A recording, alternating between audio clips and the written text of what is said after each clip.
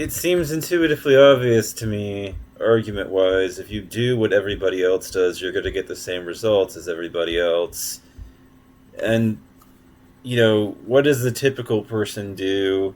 Not here on YouTube, but, just in the broader world of people that aren't, online all that much, right? That don't use the internet a whole lot. Suppose this is a person who doesn't really go online, or if they go online much, or if they go online much, they only access with their, phone. They're not really a heavy internet user, To another video. I hope you're ready to flex those brain muscles. Today we're going to talk about composite functions. We're going to learn how to compose two functions. And you do the things that other people do, you're going to get the same results as everybody else, right? So here, I'm looking at this, and when I think about composite functions as an analogy to this, problem, as he goes over it, it makes sense to me, but it only makes sense to me because I have this really good analogy from my own vantage point for helping me understand it, where it's like, okay, so I'm on command line Linux at the moment, not literally, but let's imagine I'm on command line Linux at the moment. This would be analogous to piping the output of one command into the input field as an argument into the input field of another command, So that command's output gets fed into the input of another command, and then it gives you the result, for that and everything. And that helps me wrap my head around this one for these composite functions, because it's like, oh, I've been doing this on the command line a lot. How to evaluate them, how to find the domain, how to decompose, all that stuff we're going to learn in this video. I may spread it out into two parts, two different videos, so we'll see. I want to make sure everything gets covered. So, composite functions. F composed with G, that's how this is read out loud, or F of G of X. And basically what it means is we have an inner function and outer function, and we're basically plugging in a function to another function. So how functions work, again, we have an out and input, we plug stuff in, we get stuff out. In this case, what we're plugging in, instead of a value like 2, we're plugging in a whole function like x squared plus 2. We can just plug a whole function into another function, and this actually has a lot of real world applications, right? If you have like cost and price and all sorts of different things, you can compose functions and make a new composite function that is a function of another function, if that makes total sense to me. Let's see how this works. Well, first of all, I like to see it rewritten like this because it makes the most sense. A lot of times we're doing it like this. I always recommend doing this. If you see anything like this with this F of G stuff, exactly.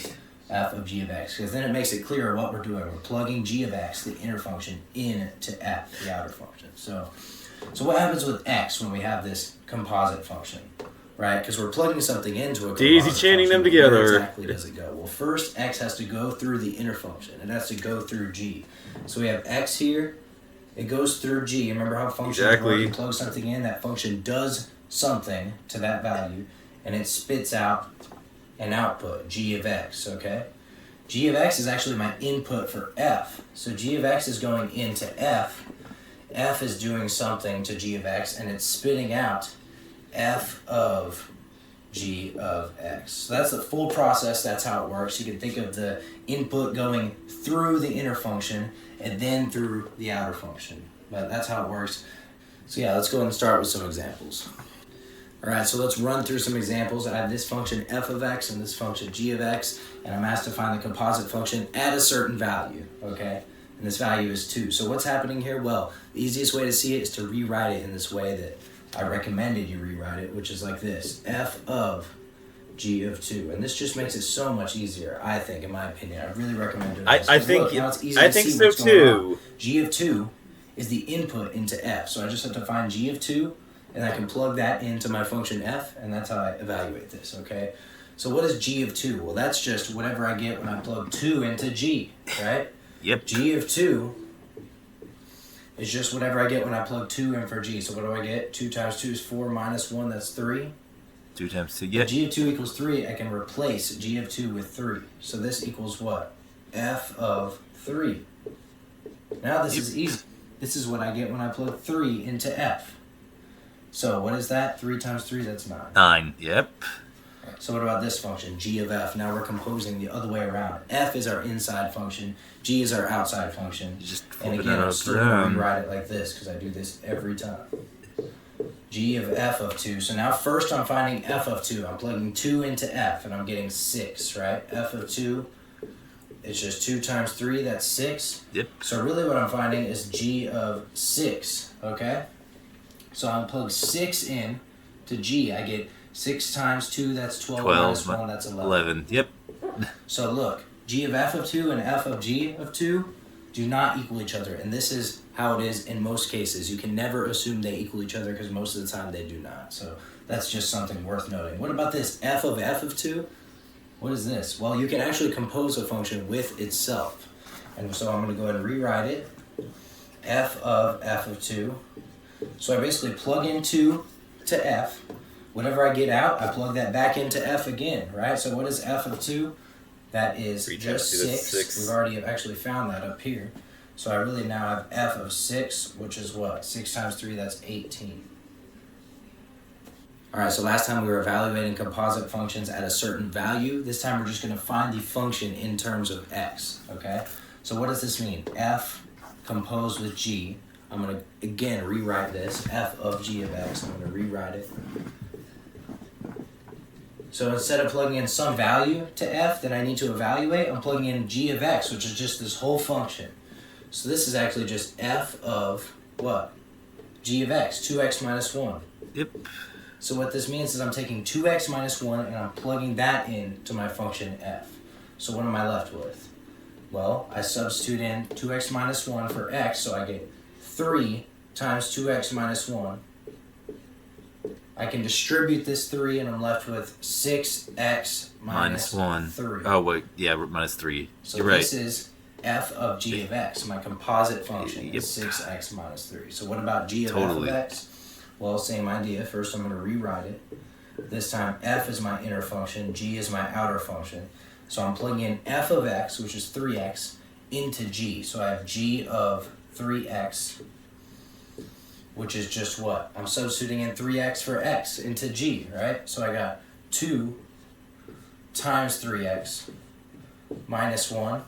That's 6x minus 1. So again, g composed with f and f composed with g are still not the same thing, and they almost always aren't the same thing. So it's just something cool to worth noting. Okay, f composed with itself. Again, I'm going to write this out, f of x. And basically what I do is I take the function f of x, which is 3x, and I plug it into itself. So I do 3 times 3x, okay? But let me write out each step. F of 3x, which is what? I plug 3x into x, that's 9x, okay? Yep. All right, let's do a couple more examples. The process is always the same. You have an inner function that you plug into your outer function, then you simplify. Just the algebra gets harder, right? So let's go ahead and practice. And again, go ahead and hit pause, try this on your own, and then press play to check your answer. Dude, All right, I'll go ahead and start. no, I've already been Next. doing this in CAD Academy today, so I've done enough practice for the day. See, I've been doing it that way, so you know, I totally get it though. Now it's not really getting all that complicated. You know, I wrap my head around it very easily. You know, I feel comfortable where I'm at. But I mean, basically, if you do essentially what everybody else does, you're going to get the same results as them. So you know, that's what my thoughts are now that I'm at the stage that I'm at. You know, because it's like 50% of people in those math courses fail. 50%. That doesn't even seem like a you know. So, and by the way, that's totally rounded off. So it's just 50%. Period. You know, that doesn't seem like nature produces a result that is 50% naturally. You know, because it's just too rounded. You know, those are not situations that you really come into when, you know, it's just a matter of human beings in a classroom, you know, unless somebody is engaging in wankery that says that we just have to fail half the students so that we appear prestigious enough.